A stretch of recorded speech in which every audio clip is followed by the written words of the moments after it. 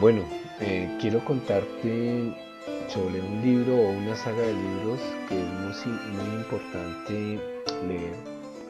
Sería una lástima que tú en esta reencarnación no leas la saga de Caballo de Troya de JJ Benítez. No tengo ningún compromiso, sino que realmente su lectura lo transforma a uno. Caballo de Troya es una saga de unos militares norteamericanos que en el año 73 más o menos viajan en el tiempo para cumplir una misión específica. La misión se llama Caballo de Troya. El objetivo de la misión era retroceder a tres sitios posibles diferentes en el tiempo. Ellos escogen Jerusalén en esa época antes de la crucifixión de Jesús. El viaje en el tiempo es posible hace mucho tiempo, desde la época de Nikola Tesla ya lo había establecido, así como trasladarse de un lugar a otro. Eso está disponible como desde el año 30 y mucho, pues no lo mantienen oculto, pero es una realidad, ¿cierto? Entonces ellos viajan en el año 73 y para esa misión escogen a dos militares que son totalmente ateos. El objetivo era documentar la vida de Jesús, el momento de la crucifixión, y hacer unas medidas especiales con respecto a las apariciones de Jesús, y para eso utiliza una tecnología especial que no se las voy a contar en profundidad. El libro muestra todo eso, desde el libro 1 hasta el 9. Este que les estoy mostrando es el libro 9. Y bueno, léanse la saga porque seguramente les va a transformar muchas cosas. Este libro 9 en particular habla de Caná, de las bodas de Caná, y tiene que ver mucho con la música que ustedes están escuchando de fondo. Esta música les voy a decir cómo surgió. Cuando eran en las bodas de Noemí, que Jesús es invitado con su mamá. Jesús, digamos, era una persona que sabía que su, digamos, revolución entre comillas era desde adentro, no desde afuera como todo el mundo lo quería. Todo el mundo lo veía como un Mesías que llegaba a derrotar y a subyugar al Imperio Romano, tal como si llegara hoy lo verían de la misma forma. Y él sabía que su trabajo era desde adentro y era generar un cambio de conciencia en cada una de las personas que lo rodeaban, ¿cierto? Entonces, cuando están en las bodas de Caná, a los novios se les termina, digamos, el vino, no hay vino, y eran unas morrocotas grandes de vino. Y en ese momento los integrantes de Caballo de Troya de la misión sabían que iba a ocurrir el milagro de Caná y presencian cómo durante ese momento, cuando se acaba el vino, la mamá de Jesús, o sea María, le pide el favor que obre un milagro para que las vasijas se llenen de vino para los novios.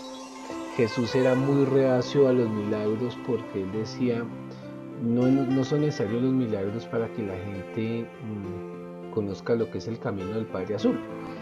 Y él lo llamaba el Padre Azul porque siempre que había un milagro de sanación aparecía el color azul en todo el ambiente y había una sanación inmediata. Entonces Jesús negándose, tuvo muchas discusiones, digámoslo así, con su madre, porque ella también estaba pensando en un Mesías que fuera liberador, que subyugara a Roma. Jesús no lo veía así y tampoco le gustaban los milagros, y ante digamos, la súplica de su madre, él siente una profunda compasión y amor y decide obrar el milagro. Y en ese momento las personas que estaban delegadas en esa misión, Jasón y Eliseo, digámoslo así, colocan en las diferentes morrocotas donde había agua unos nanobots o una nanotecnología para medir la temperatura del agua, medir lo que estaba pasando en ese momento cuando iba a ocurrir el milagro de convertir el agua en vino. Y efectivamente ya cuando todo estaba instalado empieza a ocurrir el milagro. Jesús se compadece de los ruegos de su mamá y empieza a generarse el milagro. Cuando siempre hay un milagro de Jesús en esa época, se generaba un profundo silencio en el ambiente, una conexión de paz interior.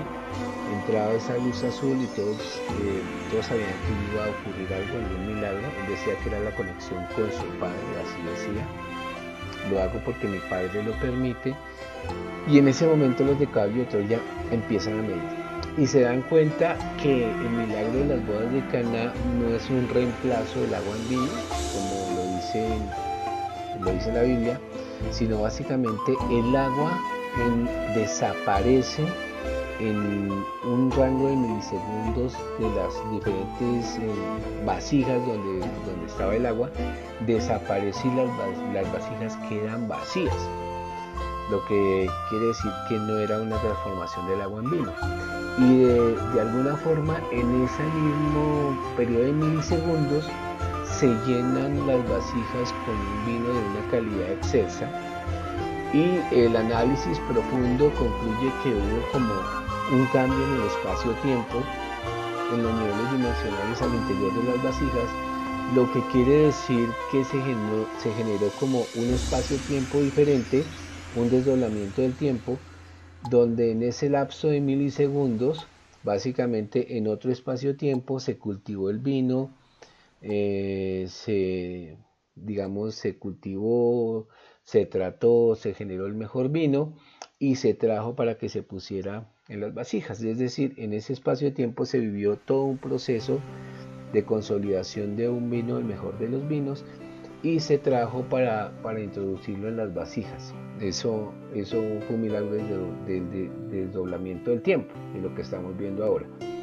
Y entonces el vino aparece y todo el mundo entra en euforia, pero realmente el agua no se transformó en vino, sino fue sustituida por el vino. Y en ese momento que se sustituye el agua, que ocurre ese hecho, cuando ellos estaban midiendo lo que estaba sucediendo, se generan unos números que parecen aleatorios, ningún número es aleatorio, muchos números, muchos códigos numéricos que quedaron grabados en esos elementos de medición que eran los nanobots, ¿sí? Y toda esa secuencia numérica quedó grabada, que son los nanobots. Y finalmente pues pasó el milagro, ya cuando estas personas designadas por el gobierno de los Estados Unidos miran la información, se dan cuenta que hay una serie de números que se generaron en ese momento del cambio del agua por vino, del cambio de ese espacio-tiempo, que nadie lo vio, ocurrió entre las vasijas, y empiezan a mirar qué hacen con esos códigos numéricos, que eran muchos códigos numéricos.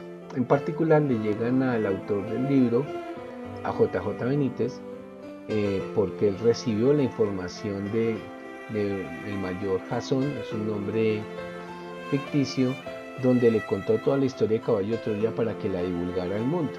O sea, él decidió entregar esa información que era clasificada para que se divulgara al mundo, y de ahí nacen los libros de Caballo de Troya. Por eso hay que leerlos, para que ustedes vean una versión que es, digamos, Jesús visto desde el corazón, y para mí como fue realmente.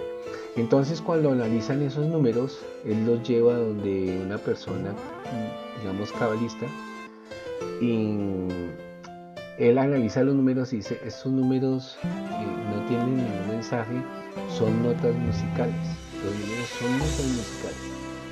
Y básicamente llevan esas notas musicales a una orquesta, y la melodía que ustedes están escuchando de fondo son esas notas musicales que se generaron con esos números en el milagro de Caná. Esta melodía la decidió llamar JJ Benítez un río de vida, y para él escucharla tiene una connotación de sanación, de tranquilidad, de paz en el alma. Para mí también, la primera vez que la oí, y lo más especial es, me parece, la forma en que fue generada, ¿sí? Con los números del milagro de Caná se genera esta melodía que se llama Un río de vida, y quería contarles esta historia para que la conozcan, porque tiene que ver mucho con desdoblar el tiempo, porque muchos milagros se desdobla el tiempo, se construye el tema, se regresa, para nosotros pasa en un milisegundo, en ese otro espacio-tiempo pasan muchos años, pero acá pues se consolidan las cosas, que es lo que estamos viendo con el desdoblamiento del tiempo.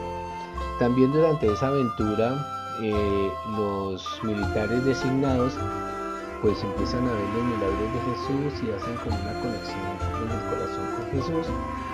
Finalmente, en el último libro de la saga, que se llama El diario de Eliseo, del otro piloto, se habla de que un parroquiano, digamos un comerciante que pintaba dibujos de las personas que pasaban por las calles, logró pintar un dibujo del maestro, ¿sí?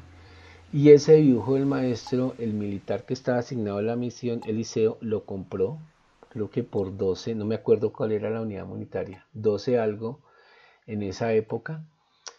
Compró ese dibujo y es el que les voy a mostrar a continuación. Y finalmente, en un tema de cortesía, porque el mayor Jasón murió, Eliseo siguió vivo, pero no regresó a este espacio-tiempo, se quedó, digámoslo, allá con las personas que conoció en la época de Jesús, tuvo una sanación, una regeneración, y en signo de amistad le regaló este retrato a JJ Benítez, que era el único retrato que existe de la época de Jesús de Nazaret y que fue hecho por un pintor, digamos, de la época que trabajaba en las calles, y él efectivamente se lo compró y se lo regaló a JJ Benítez. Entonces, digamos que la imagen que tiene Jesús es esta. Esta es la imagen que efectivamente él compró de cómo era realmente Jesús de Nazaret, pintado por uno de los artistas callejeros de la época y comprado por 12 unidades de la moneda que había en esa época, que era muy barata, a la persona quien hizo el cuadro por Eliseo, que era un militar integrante de la misión que no está ya, digamos, en este espacio-tiempo, y el mayor Jasón, que ya murió, pero queda el testimonio del caballo de Troya para que se lo lean. Y volviendo al tema de la música, y con esta imagen voy a bajar el volumen de mi micrófono y voy a subir el volumen a la música para que la escuchemos, simplemente cerrando los ojos y disfrutando de ella, viendo lo hermosa que es. Y en YouTube la pueden encontrar más larga, se llama Un río de vida, para que la disfruten, para que hagan meditación con ella.